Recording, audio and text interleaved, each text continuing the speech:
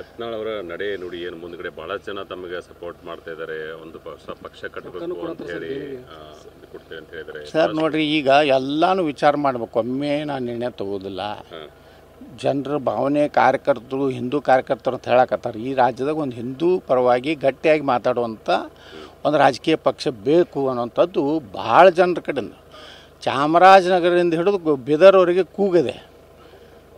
ಆರ್ಥಿಕವಾಗಿರೋ ಕೆಲವು ಮಂದಿ ಅನೌನ್ಸ್ ಮಾಡಕತ್ತಾರೆ, ನಾವು ಯತ್ನಾಳ್ ಪಾರ್ಟಿ ಮಾಡಿದ್ರೆ 25 ಲಕ್ಷ ಕೊಡ್ತೀವಿ, 1 ಲಕ್ಷ ಕೊಡ್ತೀವಿ, 50,000 ಕೊಡ್ತೀವಿ. ನಾವು ಧರ್ಮದ ಸಲುವಾಗಿ ನಾವು ಇಡೀ ನಮ್ಮ ಜೀವನವನ್ನೇ ಏನು ಧರ್ಮಕ್ಕೆ ನಾವು ಇವತ್ತು ಕೆಲಸ ಮಾಡ್ಲಿಕ್ಕೆ ತಯಾರಿದೆ. ಇವತ್ತು ಹಿಂಗೆ ಇಡೀ ರಾಜ್ಯದಲ್ಲಿ ಎಲ್ಲ ಕಡೆಯಿಂದ ಬರ್ತಾಯಿದೆ. ಆದರೆ ಅದರ ಮುಂದಿನ ಒಂದು ದೊಡ್ಡ ಚಿಂತೆ ಏನಂದ್ರೆ, ಹಿಂದೂ ಮತಗಳ ವಿಭಜನೆ ಆದರೆ ಮತ್ತು ಕಾಂಗ್ರೆಸ್ಸಿಗೆ ಅನುಕೂಲ ಆಗ್ತೈತೆ ಅನ್ನೋದು ಒಂದಿದೆ. ಇದರ ಒಂದು ಲಾಭದಿಂದ ಮುಂದೆ ಒಂದು ದಿವಸ ಮಾಧ್ಯಮದವ್ರು ಏನು ಹೊಡಿತಾರೆ ಇದನ್ನು ಭವಿಷ್ಯ ಹೇಳ್ತೀನಿ. ಕಾಂಗ್ರೆಸ್ ಕಡೆ ಯತ್ನಾಳ್ ರೊಕ್ಕ ತೊಗೊಂಡು ಪಾರ್ಟಿ ಕಟ್ಟ್ಯಾನೆ ಅಥವಾ ವಿಜೇಂದ್ರ ಹೇಳಿ ಒಂದು 2-3 ಚಾನಲ್ದಾಗ ಹೊಡೆಸ್ತಾರೆ.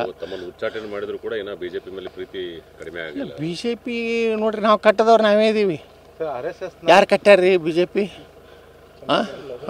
ಚಲವಾದಿ ನಾರಾಯಣ ಸ್ವಾಮಿ ಕಟ್ಟ್ಯಾರ, ಆ ಪ್ರೀತಮ್ ಗೌಡ್ ಕಟ್ಟ್ಯಾನ, ಇಲ್ಲೋ ಬಂದ ನಿಮ್ದು ಇಲ್ಲದಾಗ ಪಿ ರಾಜು, ಅವ ಏನು ಮಹಾಭಾರತ ಓದ್ತಿದ್ದ ದಿನ.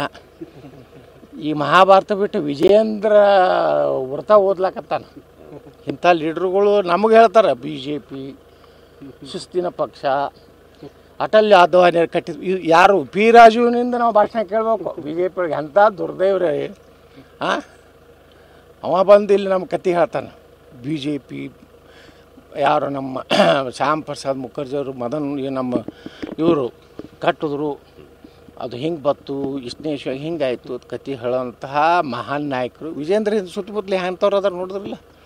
ಒಂದರೆ ಜನಪ್ರಿಯ ನಾಯಕರದಾರ ಅವ್ನ ಸುತ್ತಮುತ್ತಲು. ಅವ್ನು ಪ್ರೀತಮ್ ಗೌಡ ಯಾವಾಗ ಕಾಂಗ್ರೆಸ್ಗೆ ಹೋಗ್ತಾನೋ ಗೊತ್ತಿಲ್ಲ.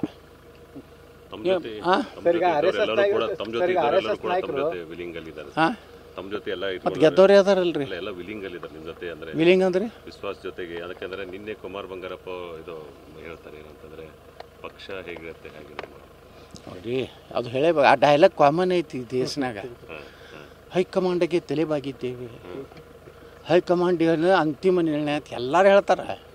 ಮತ್ತು ನಾಳೆ ಅವ್ರು ಟಿಕೆಟ್ ಕೊಡಲಿಲ್ಲ ಅಂದ್ರೆ ಬೇರೆ ಪಾರ್ಟಿಗೆ ಹೋಗ್ತಾರಲ್ಲೋ. ಎಷ್ಟು ಮಂದಿ ಹೈಕಮಾಂಡ್ ತೀರ್ಮಾನವೇ ಅಂತಿಮ. ಟಿಕೆಟ್ ಯಾರಿಗೆ ಒಂದು ಸಾಮಾನ್ಯ ಕಾರ್ಯಕರ್ತರು ಕೊಟ್ಟರು ನಾವು ಇಲ್ಲಿ ಚುನಾವಣೆ ಮಾಡ್ತೀನಿ ಅಂತಾರೆ. ಅವನಿಗೆ ಸ್ವಂತಕ್ಕೆ ಟಿಕೆಟ್ ಕೊಡ್ಲಿಕ್ಕಂದ್ರೆ ಇಂದು ಕಾಂಗ್ರೆಸ್ಸಿಗೆ ಸೇರ್ಪಡೆ, ಇಂದು ಬಿ ಜೆ ಪಿಗೆ ಸೇರ್ಪಡೆ. ಕುಮಾರಸ್ವಾಮಿಯವರ 20 ತಿಂಗಳ ಸರ್ಕಾರದ ಅಭಿವೃದ್ಧಿ ಕಂಡು ಇವತ್ತು ನಾನು JDS ಸೇರ್ಪಡೆ. ಇದು ಎಲ್ಲ ಕಾಮನ್ ಅದಾವೆ. ಯಾಕೆ